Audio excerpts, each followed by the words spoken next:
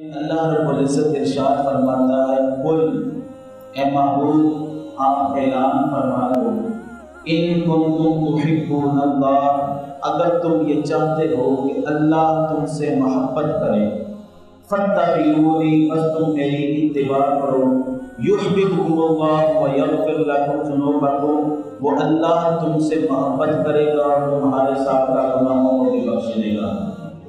دوسری آیت کریمہ میں اللہ رب العزت نے ارشاد فرمایا، من یطیع الرسول فقد اطاع اللہ، جس نے رسول اللہ کی اطاعت کی، جس نے رسول اللہ کی اتباع کی، تحقیق اس نے اللہ کی اطاعت کی۔ اللہ رب العزت کو کوئی بندہ پسند نہیں سوائے اس بندے کے جو اللہ کے حبیب کی اداؤں کو ادا کرنے والا ہوتا ہے۔ یعنی حضور علیہ السلام چلتے کیسے تھے، حضور علیہ السلام کھاتے کیسے تھے، حضور علیہ السلام پیتے کیسے تھے، حضور علیہ السلام سوتے کیسے تھے۔ حدیث پاک میں آتا ہے کہ بندہ مومن کا چلنا پھرنا اٹھنا بیٹھنا حتیٰ کہ بیت الخلا میں جانا بھی عبادت ہو جاتا ہے جب وہ اطاعت رسول میں ہو۔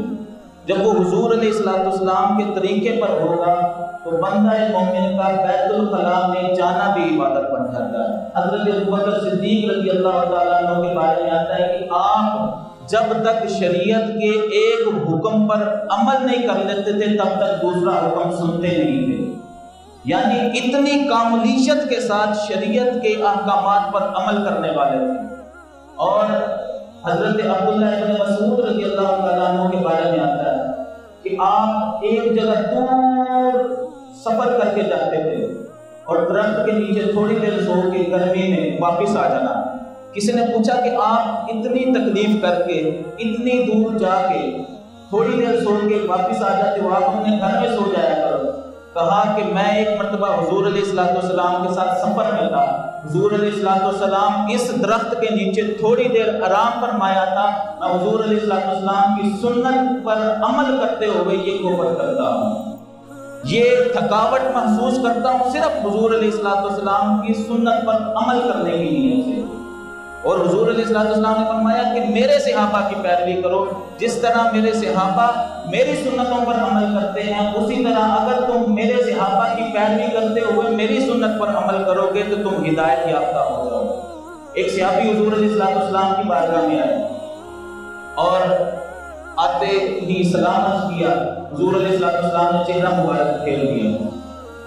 وہ دوسری طرف سے آیا، پھر سلام عرض کیا، حضور علیہ السلام نے پھر چہرہ مبارک پھیر دیا۔ وہ تیسری طرف سے آیا، پھر سلام عرض کرنے سے پہلے اس نے صحابہ سے پوچھا کیا مجھ سے کوئی غلطی ہو گئی کہ حضور علیہ السلام ناراضگی کا اظہار فرما رہے ہیں۔ صحابہ نے کہا کہ تو نے یہ جو سونے کی انگوٹھی پہنی ہے حضور علیہ السلام کو یہ پسند نہیں ہے۔ اس نے انگوٹھی اتار کر پھینک دی، پھر سلام عرض کیا، حضور علیہ السلام نے اس کے سلام کا جواب دیا۔ پھر جب سب لوگ جانے لگے تو صحابہ نے کہا کہ بے شک تو پہن نہیں سکتا، اس انگوٹھی کو اٹھا لے، بیچ کر اپنی کوئی ضرورت پوری کر لے۔ تو اس نے کہا کہ میرے نبی کو جو چیز پسند نہیں میں اس کو دیکھنا بھی پسند نہیں کرتا۔ یہ صحابہ کا طرز عمل تھا۔ حضور علیہ السلام ایک جگہ سے گزر رہے تھے، ایک مکان دیکھا اس پر قرطبہ بنا ہوا تھا، حضور علیہ السلام نے دیکھا اور ناراضگی کا اظہار کرتے ہوئے فرمایا کہ یہ کس کا مکان ہے؟ لوگوں نے عرض کیا یا رسول اللہ فلاں صحابی ہے اس کا مکان ہے۔ حضور علیہ السلام نے فرمایا کچھ نہیں، چلے گئے۔ تو لوگوں نے اس صحابی کو بتایا کہ تیرے مکان کو حضور علیہ السلام نے دیکھا اور ناراضگی کا اظہار فرمایا۔ تو اس نے اپنا سارا مکان ملبہ بنا دیا، گرا دیا، تباہ و برباد کر دیا۔ چند دن بعد پھر حضور علیہ السلام وہیں پر گزرے تو وہاں ملبے کا ڈھیر پڑا ہوا تھا۔ حضور علیہ السلام نے فرمایا یہاں مکان تھا، یہاں مکان تھا۔ تو عرض کیا یا رسول اللہ اس صحابی نے گرا دیا۔ حضور علیہ السلام نے فرمایا اس کو بلاؤ۔ اس کو بلایا گیا۔ حضور علیہ السلام نے فرمایا مکان کیوں گرایا؟ عرض کیا یا رسول اللہ میں نے سنا تھا کہ میرا مکان آپ کو پسند نہیں آیا،